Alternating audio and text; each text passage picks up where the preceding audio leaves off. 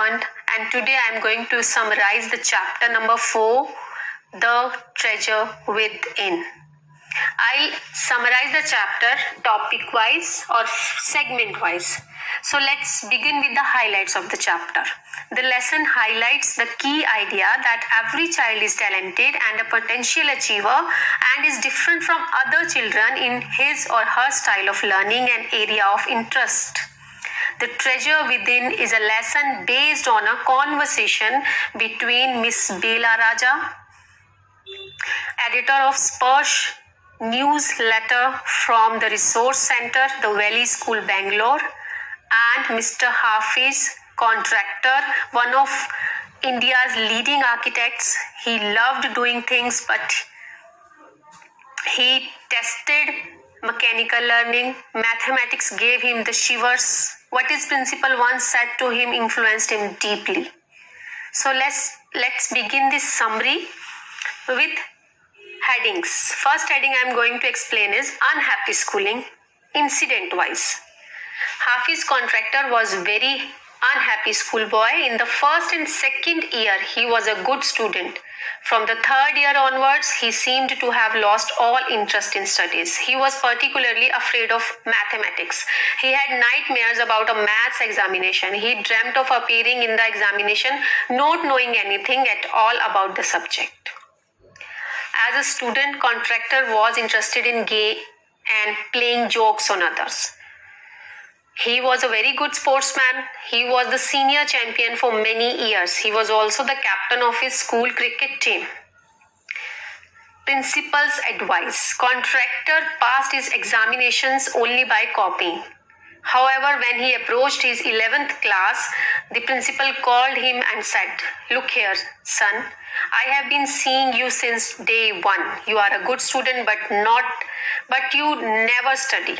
I have taken care of you till today. Now I can no longer take care of you, so you have to take care of yourself." He talked to him for 5 minutes. He exhorted contractor to rise to the occasion and study. The advice worked. The principal's advice had the desired effect on contractor. He would go for prayers and all he would do was eat and study. As a result, he got 50% in his SSC exam. The punishments at school. Contractor was being interviewed by Miss Bela Raja. She asked him if he was punished at school. Contractor replied that the teachers pulled him up regularly. He would receive a caning every week. However, he never felt anything on that account. He was more interested in playing. A sports freak. Contractor was just interested in playing and nothing else. He was also the leader of a gang. He would have gang fights and plan strategies. These things interested him more than the books. One day, he did not want to study, so he created a distraction. For 1 whole hour, they played Chor Police, a chance encounter with an architect. After school, contractor wanted to join the army. His aunt wouldn't allow it. His mother won't allow him to join police force either. She asked him to do his graduation. It was by using some influence that he got admission in Jai Hind College. There he had to study French. Being weak at French, he had to take his married cousin's help.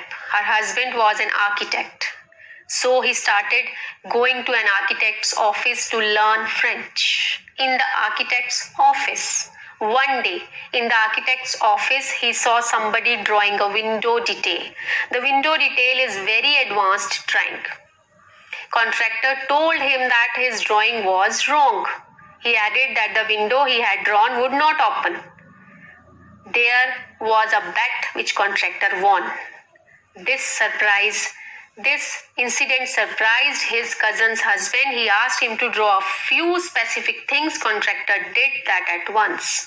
The man was so impressed that he asked contractor to drop everything and join architecture. Admission in architecture.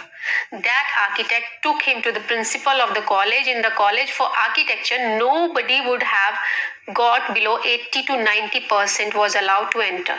Contractor had only 50%. So the principal warned him, I will allow you to take part in the entrance examination. But if you do not do well, I will not allow you to join. Contractor got an A+ in that entrance examination. After that, it was a cakewalk, very smooth walk. He stood first class first throughout after that. The source of genius. Contractor never made a plan. One of his teachers, Mrs. Gupta, had told him, "You are useless in everything, but your sketches are good." She had advised him to be an architect on growing up. When he became one, he went back to meet her and told her so. Contractor disliked studies. Contractor was bad at languages. His math was also very poor.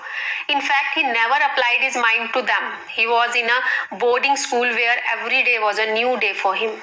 When there were tests, he just copied. Giftedness and learning.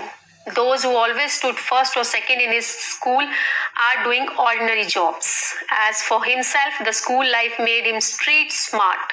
He learned more by what he did than what the books taught him. Special interest. At school, Contractor was interested in other things and not in books. If it rained outside the class, he would think of the flowing water. He would forget the lecture and think about the flow of water within the dam. He would wonder how much water would the dam hold. Helping his friends. Discipline in his school was very important. Sometimes a student would lose a button while fighting. In that case, he would run to Contractor. Contractor would cut a button from a chalk using a blade. No one could then see that his real button was missing. He would get past dinner with a full neat uniform. His structures.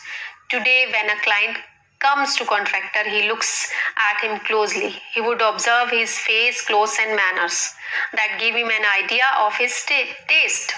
He is able to relate to people in a way that would be comfortable. Then he make a sketch spontaneously. He gives it to the people in the office. Contractor's mathematics. Contractor says his sketches are his mathematics. He puts designs, construction, psychology and sociology together. Making a sketch from all that is Contractor's definition of mathematics. Contractor has derived his own interpretations of mathematics, taking it from a subject he hated to a subject he now loves dealing with.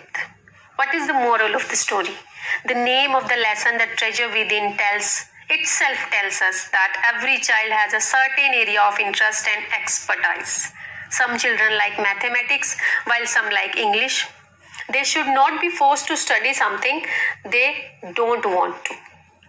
So I hope this segment-wise explanation will help you to understand the story well, and you can check out my other videos related